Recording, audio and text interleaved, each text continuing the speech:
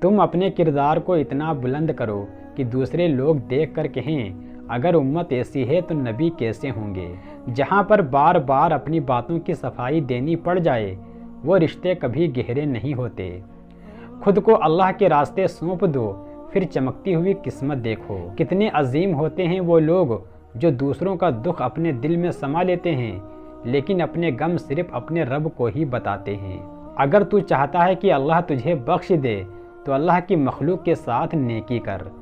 اے ایمان والوں، جب جمعے کے دن نماز کے لیے اذان دی جائے تو ذکر الہی کی طرف لپکو اور خرید و فروخت چھوڑ دو، تمہارے لیے یہی بات بہتر ہے اگر تم علم رکھتے ہو۔ جو دوسروں کے غم سے بے غم ہے وہ انسان کہلانے کا مستحق نہیں۔ کسی اور کی طرح بننے سے بہتر ہے کہ تم اپنی ایک پہچان بناؤ۔ کوشش کرنا مت چھوڑو، یقین رکھنا مت چھوڑو، کبھی ہمت مت ہارو، تمہارا دن بھی آئے گا۔ ہمیشہ اپنے دل کی بات مانو کیونکہ وہ جانتا ہے کہ تمہیں اصل میں کیا کرنا ہے۔ جسمانی مرض پرہیز سے جاتے ہیں اور روحانی مرض پرہیزگاری سے جاتے ہیں۔ دولت خرچ کرنے کے لیے ملتی ہے، جو خرچ نہ کرے وہ دولت پانے کا حقدار نہیں۔ دل میں محبت نہیں تو انسان صرف ایک اجڑا ہوا باغ ہے۔ اگر ہارا ہوا انسان ہارنے کے بعد بھی مسکرا دے تو جیتنے والا اپنی جیت کی خوشی کھو دیتا ہے۔ والدین کا کام بچوں کو دولت دینا نہیں بلکہ ان کو ایسی تربیت دینا ہے جو انہیں اوروں کی عزت اور احترام کرنا سکھائے۔ جو عورت کی قدر نہیں کرتا میرے خیال میں وہ سب سے بڑا بیوقوف ہے۔ بات ہمیشہ تمیز سے اور اعتراض دلیل سے کرو کیونکہ زبان تو حیوانوں کے منہ میں بھی ہوتی ہے مگر وہ علم اور سلیقے سے محروم ہوتے ہیں۔ جاہلوں کا طریقہ یہ ہے کہ جب ان کی دلیل مقابل کے آگے نہیں چلتی تو وہ لڑنا شروع کر دیتے ہیں۔ الفاظ کو نکھارو، آواز کو نہیں، کیونکہ پھول بارشوں میں کھلتے ہیں نہ کہ طوفانوں میں۔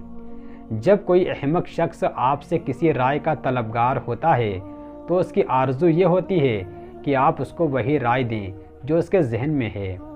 جب تمہاری مشکلات حد سے زیادہ بڑھنے لگیں تو سمجھ لو اللہ تمہیں کوئی بلند مقام دینے والا ہے۔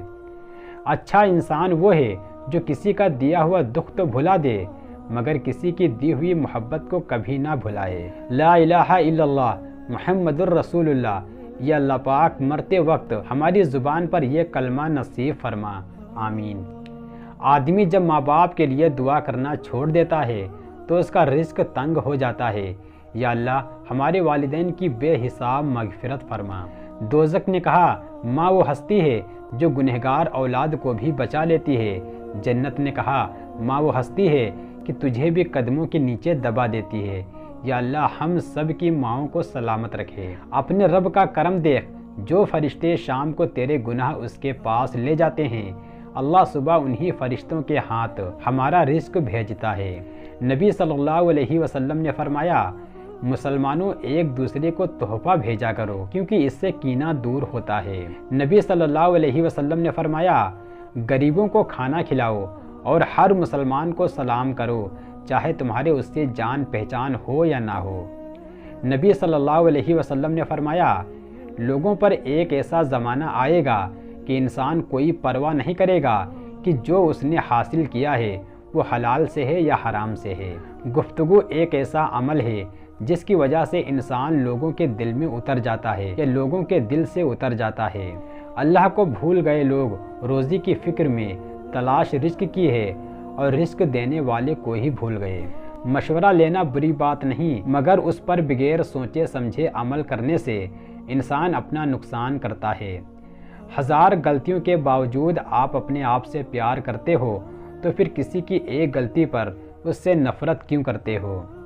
نبی صلی اللہ علیہ وسلم نے فرمایا میرا دل چاہتا ہے کہ سورہ یاسین میرے ہر امتی کے دل میں ہو۔ جب اللہ کسی سے ناراض ہوتا ہے تو اسے اپنے سے غافل کر کے کسی ایسی چیز کی طلب میں لگا دیتا ہے جو اس کی قسمت میں نہیں ہوتی۔ حسد کرنے والے کے لیے بد دعا کی ضرورت نہیں کیونکہ وہ پہلے ہی حسد کی آگ میں جل رہا ہوتا ہے۔ عورت کا مرد کی زندگی میں اتنا داخل ہونا چاہیے جتنا کہ کھانے میں نمک، زیادہ نمک بھی زہر ہوتا ہے۔ جو دوستی اور محبت انسان کو اپنے اللہ سے دور کر دے اس سے بچو کیونکہ اس سے بڑھ کر کوئی دشمن نہیں۔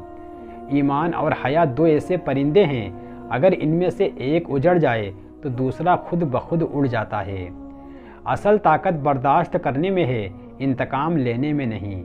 جب تو کوئی چیز مانگے اور وہ تجھے مل جائے تو اس دن اللہ تعالیٰ سے جنت مانگ لے، ہو سکتا ہے وہ دن تیرے لیے قبولیت کا دن ہو۔